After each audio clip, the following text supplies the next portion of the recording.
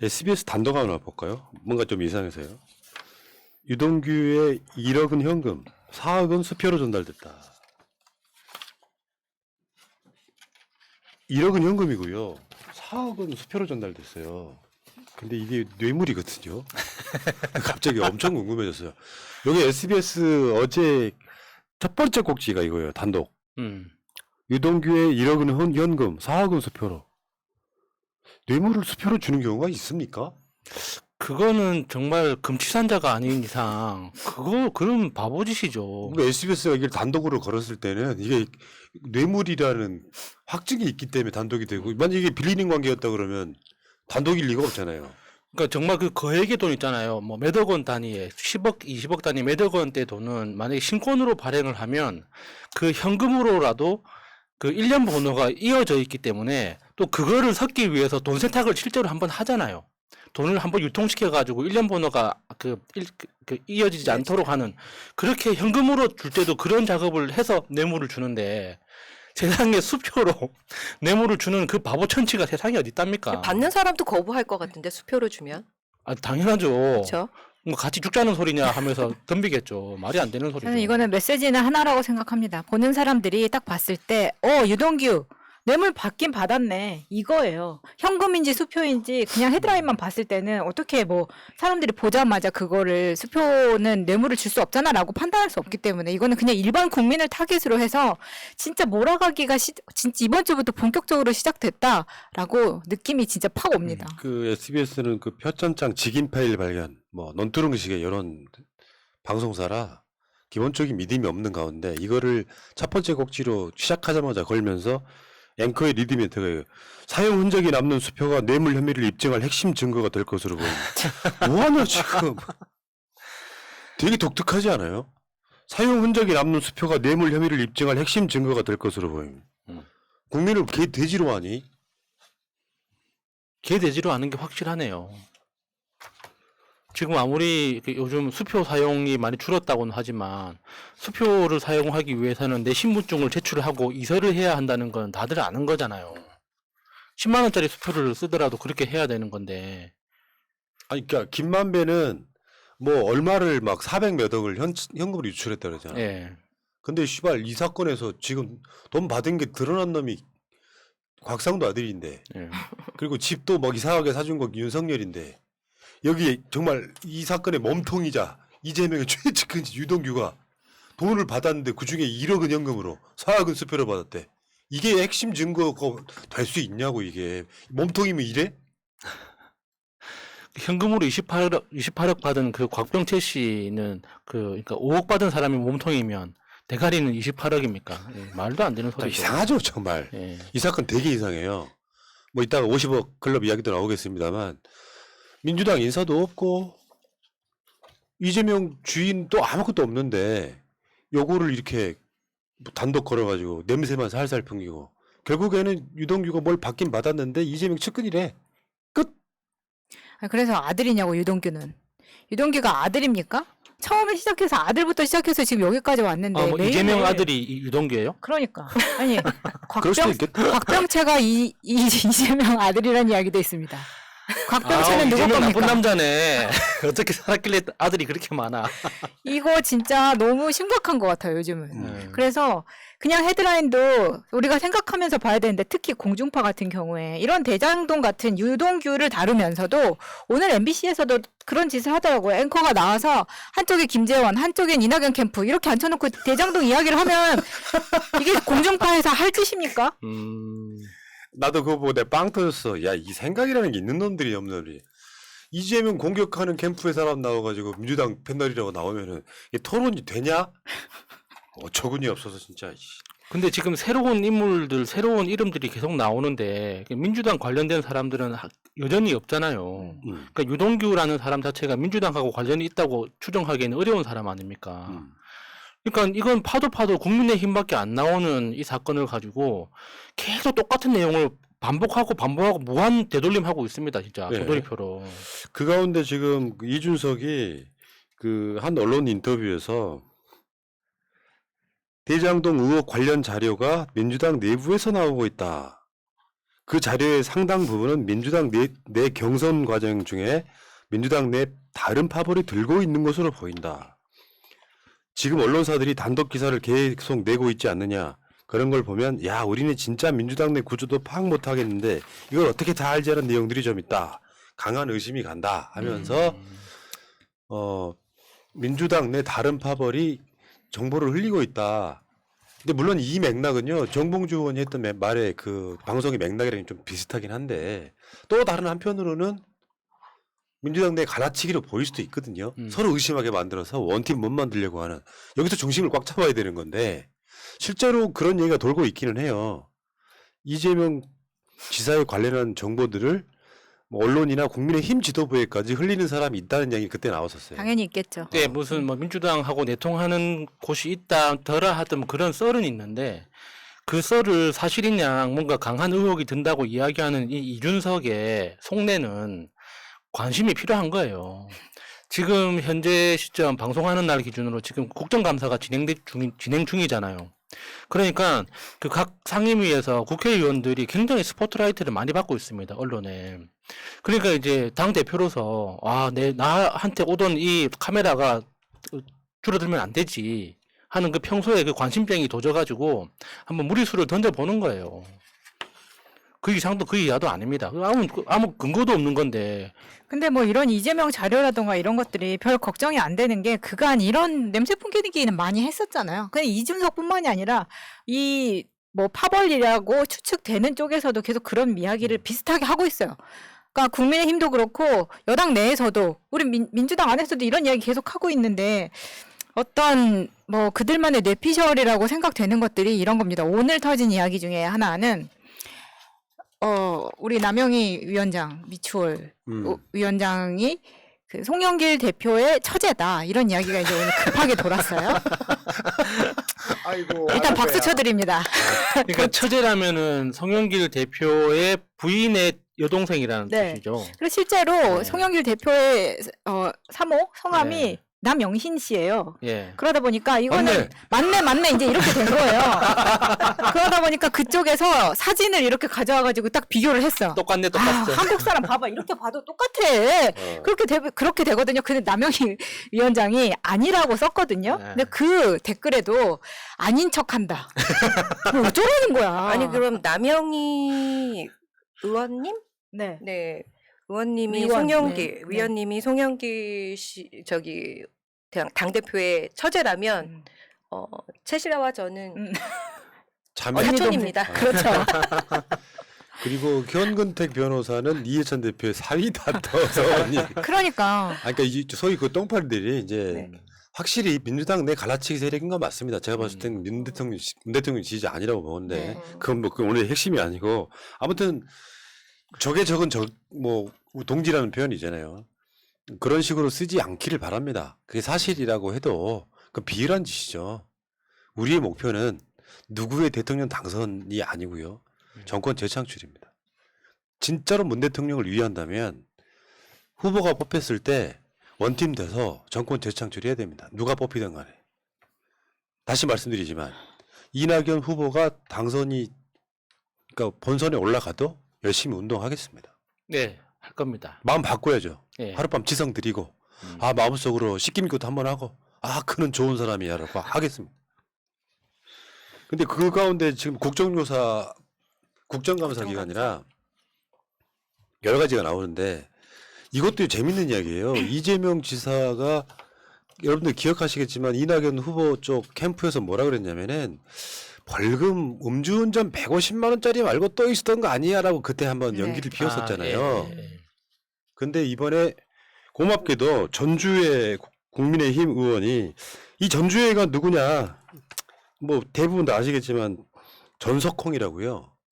전남 도지사 전두환 때 그 도지사 딸이에요. 그러니까 저쪽에 어떤 그걸 먹고 나중에 판사까지 된 그 전형적인 금수저인데 이 사람이 지금 이번에 그 수원지법 성남지원으로부터 받은 약식명령 결정문 보면은 이재명 지사가 150만 원 약식명령 받은 게 나왔고요. 2004년 7월 28일 이게 호텔에 메인에 뜨더라고. 요거 거의 20년 다 되는 사건입니다. 메인에 뜰 일인가 이게. 근데 여기 보면 그 음주운전 수치가 0.158%라고 면허 취소 수준이다. 이 하나 헤드라인을 얻기 위해서 이걸 쓸데없이 더 이상 숨기는 게 없었던 거고요. 이재명의 음주운전은 단 한 건이었던 거예요. 그러니까 사람들이 이제 음주운전했다는 그 사실만 되게 조명을 해서 그 음주운전을 하게 된 그 경위, 그 전후 사정에 대해서는 이야기를 안 하더라고요. 그러니까 뭐 그렇게 해서 음주운전을 덮어주자 이게 아니라 어떤 이유에서든지 음주운전을 하면 안 되는 거지만 그 20년 전 그 당시 상황에서 당시 이재명 변호사가 시민운동을 하는 과정에서 그러니까 그 재개발 관련된 그 투쟁을 하고 있어가지고 굉장히 토건 세력들하고도 그때부터 싸우는 중이었습니다. 그래서 이제 급박한 상황이 생겼다고 해서 이제 그 동료들하고 술을 마시고 있는 상황에서 나갈 수 있는 방법이 없어서 시골길을 운전을 해서 갔는데 거기에서 예상하지 못했던 음주 단속에 걸린 거죠. 그러니까 심증으로는 그 지역 토건 세력들하고 경찰하고 이렇게 함정을 파놓은 것에 걸렸다 이렇게 볼 수도 있는 거거든요. 그럴 수도 있고 0.158 정도면 소주 한 두세 병 마신 거거든요. 근데 여러분들 참고로 소주 한 병 마셔서 자고 한 7시간 자고 일어나면은 운전해도 돼요. 다 소화가 된다고. 근데 소주 2병 마시면은 그리고 나서도 몇 시간 더 갑니다. 자고 일어나서도. 그러니까 적당히 이제 음주운전 절대 안 되지만 요거 갖고 와서 이제 자꾸 잔 상처를 내는 거죠. 아, 이재명은 음주가 면허 취소 수준으로 운전했다. 18년 전에.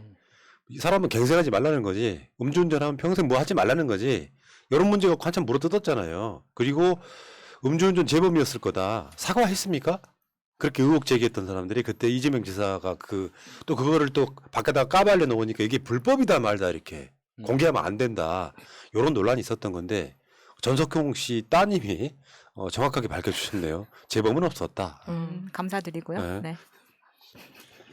다음에 다시 또 그 대장동으로 가면 그러니까 대장동 게이트라고 불리는 게 이재명을 자꾸 연결시키려고 하지만 사실은 어제도 그런 국정감사 자료가 많이 나왔죠. 대장동이 당시에 LH가 수익 예상했던 거에 12배를 환수했어요.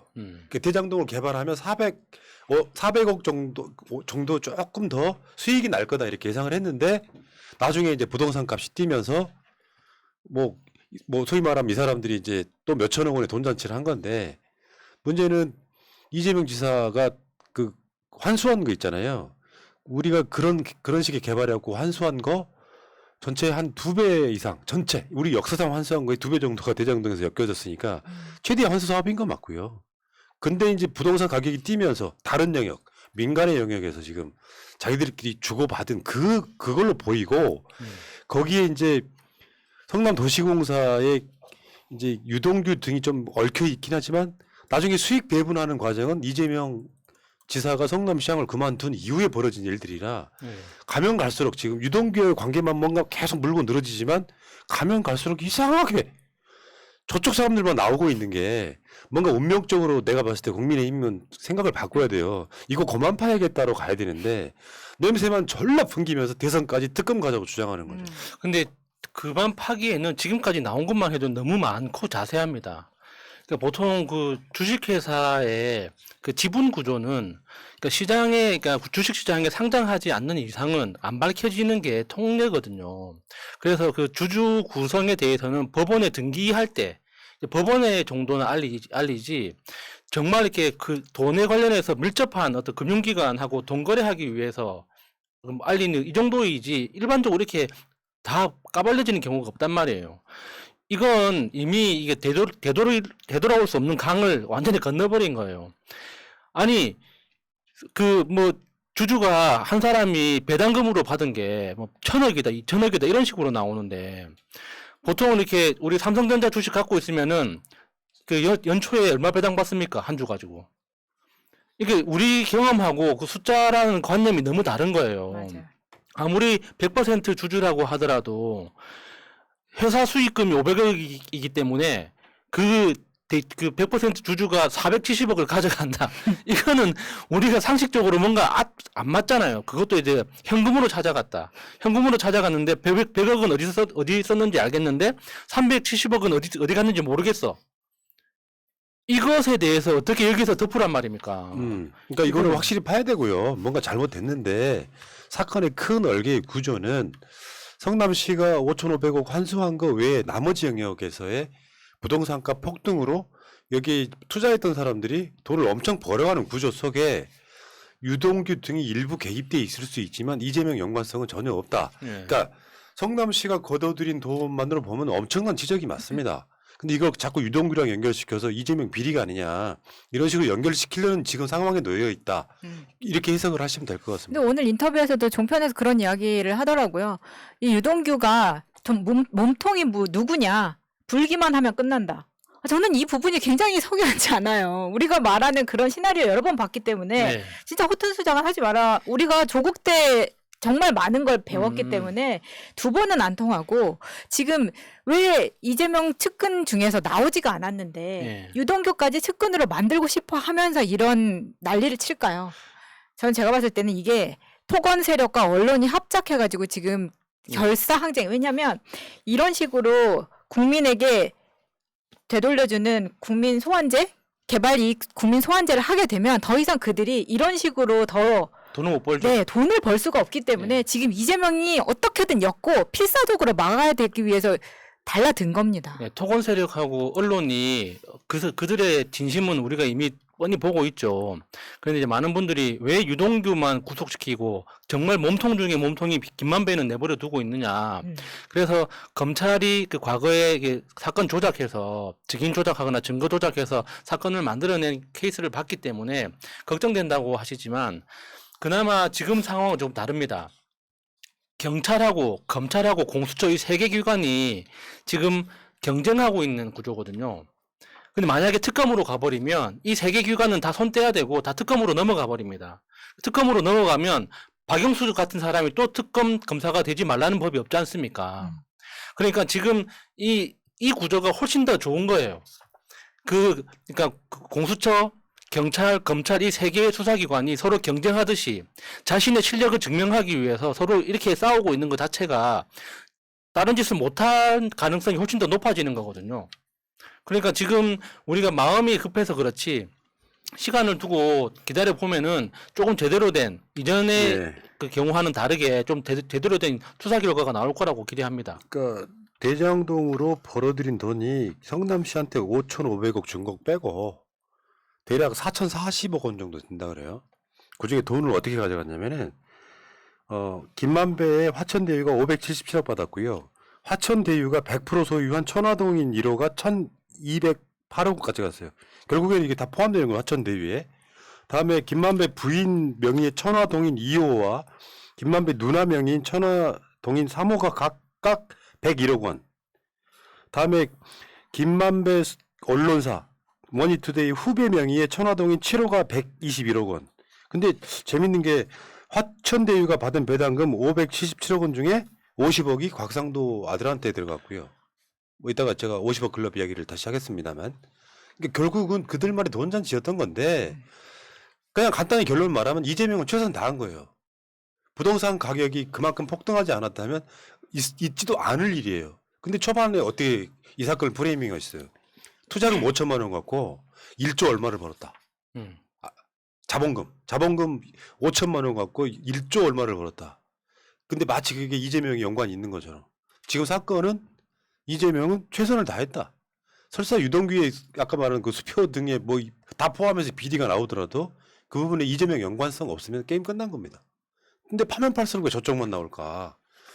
여기가 아닌가벼 하고 빨리 회고는 하셔야 돼요. 정상적인 이야기 좀 합시다. 이따가 재밌는 얘기 들을 게 많은데 여러분들 좋아요 구독 좀 눌러주시고요. 좋아요 구독이 좀 뭐랄까 이렇게 내 양에 안 찰 때는 재밌는 얘기 안 해줄 거야. 진짜 재밌는 얘기 엄청 많아. 준비한 거 엄청 많아. 근데 이게 천화동인이나 이제 화천대유가 배당받은 돈이 이렇게 다 조각조각 나눠져 있으니까 각자 그 나눠진 돈도 굉장히 큰 돈이잖아요. 근데 그 구조를 자세히 들여다보면 김만배 씨가 화천대유 최대 주주잖아요. 그리고 천화동인 1호의 100% 주주가 대유잖아요. 그러면 김만배 씨가 실질적으로 배당받은 돈은 최소 1,800억 정도입니다. 그러니까 여기저기 500억, 1,000억, 100억, 200억 이런 식으로 쪼개져 있으니까 김만배라는 한 사람이 가져간 수익이 어느 정도인지 지금 윤곽이 안 잡히는데 이름 싹싹 지우고 그 지분 구조만 따라가다 보면 김만배 씨 한 사람이 1,800억 정도를 배당받은 거예요. 근데 그거 자체가 이상하지 않습니까? 그러니까 그 처음에 설계를 잘 했고 김만배 씨가 수익 설계를 잘 했고 운이 좋아서 기대하지 못했던 그 수익이 빵 터졌다는 것까지는 이해합니다. 그런데 이런 지분 구조, 그러니까 A 회사에 야수가 A 회사에 100% 주주고 B 회사는 A가 100% 지분을 가지고 있는데 그 회사가 컨소시엄에 들어갔는데 하나은행이나 이런 거대한 은행들이 그걸 뻔히 알면서도 봐줬다는 거예요. 그 자체가 이상한 거죠. 그러니까 처음에는 김만배 씨가 대단히 무슨 해안을 가지고 어떤 좀 투명하게 경영하기 위해서 뭐 이 대표이사를 드리고 이런 식으로 했겠거니 생각했는데 이거 보면 볼수록 이 거대한 뒷배경이 있지 않고서는 절대 불가능한 거예요. 내가 5천만 원 들여가지고 자본금 하나 만들어서 자본금 5천만 원으로 그 자산관리회사 만들어서 하나은행에 우리 계속 개발하는데 컨소시엄 들어갑시다 하면은 하나은행이 아우 야수 잘생겼네 들어오세요 하겠습니까? 말도 안 되는 소리예요. 그러니까 이건 미리 사전에 기획된 거대한 그림이 있지 않고서는 하나은행도 바보가 아니기 때문에 받아줄 수가 없단 말이에요. 그러니까 이거 진짜 제대로 한번 파보면 좋겠어요, 진짜. 그러니까 그 어제 최민희 의원 시간에 그 당시 성남시에서 걸었던 조건들이 있어요. 뭐 은행 뭐 공신력인 뭐 은행이랑 뭐 만들어서 들어올 것 이렇게 쭉 있어요. 그걸 보면 이재명은 최선을 다한 거예요. 근데 문제는 이런 거지. 김만배의 바지가 이성문이어서 최근에 물러난 화천대유 때예요. 그 김만배도 누군가의 바지야. 그렇죠. 바지에 뭐 이렇게 이런 구조로 돼 있는데 그것은 이재명 책임이라고 볼 수 없는 것입니다. 근데 그걸 이재명 책임으로 만들고 싶어 그러니까요. 하는 거죠, 지금. 여기 그래갖고 이재명이 뭔가 비리로 돈을 받고 이 사람들한테 수익을 보장해주면 자기도 그만큼 수익을 올렸다 이렇게 계속 엮으려고 하는데 안 엮어지는 그런 상황인 것 같고 문제는 정말 우리 국민들 대단합니다. 그 케이스텔 리서치라고 그 우리가 NBS 여론조사 4개 회사 중에 하나인데요. 경향신문하고 한 여론조사가 최근 나왔죠. 양대 대결만 볼게요. 다른 건 크게 볼 건 없을 것 같고요. 이재명과 윤석열은 이재명 43, 윤석열 35, 오차 범위 밖이에요. 그리고 이재명, 홍준표는 이재명 43, 홍준표 36 해서 국민들 대단하다고 느끼는 게 이렇게 난리를 쳐도 이건 흔들리지가 않아 신기하게. 국민들이 눈치채버린 것 같죠. 특히 이게 윤석열이 최선을 다해주고 있으니까 이제 상식적인 사람이라면 누가 그 대통령이라는 그 직무에 더 적합한가에 대해서 그냥 직관적으로 이해할 수 있는 거잖아요. 그래서 이재명, 윤석열, 이재명, 홍준표는 오차범위 밖, 이낙연, 윤석열, 이낙연, 홍준표는 오차범위 내에서 지금 접전을 벌이고 있다. 확실히 본선 경쟁력이 이재명 후보가 훨씬 뛰어나다 이렇게 보면 될 것 같습니다. 언론의 어떤 우리가 그런 흔한 이야기 계속 많이 하는데 기울어진 운동장이라고 그럼에도 불구하고 많은 국민들이 이제는 언론을 제대로 읽을 줄 아는 그 능력을 언론이 가르쳐 준 것 같습니다. 사실 추석 전후로 해서 플랜카드를 엄청 걸었잖아요. 국민의힘당에서 화천대유는 누구 거냐. 그 옆에 국민의힘이라고 정답까지 적어 놓으면서 또 지금은 특검을 거부하는 자가 범인이다. 또 요 플랜카드를 거시더라고요. 근데 아까 우리 야수님이 말씀하셨던 것처럼 경찰과 검찰이 수사를 하고 있고 공수처까지 수사를 하고 있기 때문에 지금 특검을 자꾸 국민의힘당에서는 요구를 하고 있는데 특검을 요구하는 자가 범인이라고 우리 단언합니다. 최미 서울시의원의 직업병이 하나 나왔네. 네. 현수막을 거시더라고요. 뭘 그런 걸 뭐 전치까지 사용하시는 거 있어요. 현수막을 걸더라고요. 네, 지역구 사람들 대하는 게 그대로 나오는 거예요. 조심하겠습니다. 윤석열 총장님께서 납시였죠. 참, 예. 아무튼 그 여론조사들을 보면 전반적으로 대장동 건은 오히려 민주당 지지층 더 뭉치게 하고 일반 여론조사도 이재명 지사가 좀 치고 나가게 만드는 이런 구조에 놓여 있는 것 같고요. 요것이 이재명 지사와의 연관성이 아예 안 나오는 상태로 지금 쭉 가고 있잖아요. 이 상태에서는 저는 대선 이슈는 아니라고 보고요. 국정조사 지금 그 국정감사기간에 막 그 손피켓 같은 거 이렇게 막 붙이고 마스크에 쓰고 온갖 난리를 쳐요. 니들 거야 이 새끼들아. 이재명 거 아니야 그거. 니들 거야. 니들 사건이야. 아니 현대판 홍길동도 아니고 자기네 거 그냥 자기네 거라고 아니 하면 자기 당 편할 텐데. 사람이 일단 50억짜리 하나 나왔는데 뭘 거기다가 이재명 특검하고 난리를 치고 연병들 하는 거야 진짜. 돈은 자기들이 다 먹었는데 왜 자꾸 그러는 거예요? 그러니까 먹은 사람이 범인인 거잖아요. 내가 어제 주인이고. 어제 방송에 이야기했잖아요. 관계가 안 나오면 안 나오는 대로 이재명 잘 숨겼다고 보도할 놈들이야. 지금 그러고 있어 진짜. 원희룡이 그러고 있잖아요 지금. 해봐서 안다고. 그 모질이들 이야기는 이따가 2부에서 할게요. 네. 여기까지 하겠습니다.